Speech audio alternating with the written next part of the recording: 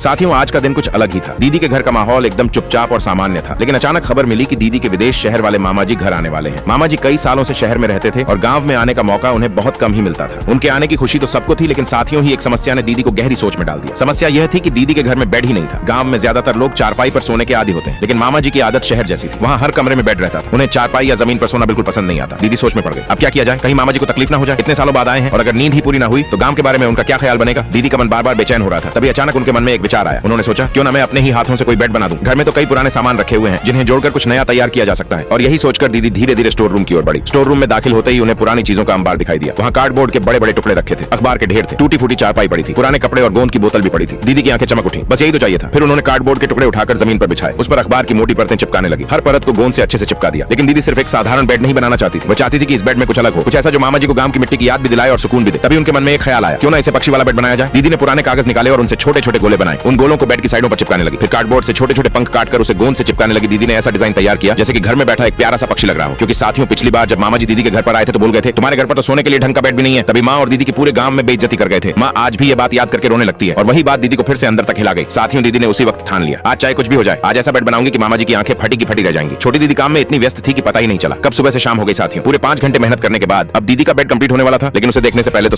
बेटा, तेरी माँ मर जाएगी अगर तुमने इस वीडियो को लाइक करके चैनल को सब्सक्राइब नहीं किया तो। और हाँ, जाते जाते कमेंट में जय माता दी लिख देना, ये मेरा श्राप है। तो साथियों, लास्ट में दीदी ने कितना सुंदर पक्षी वाला बेड बना दिया जिसे देखकर मामा जी तो हैरान ही रह गए।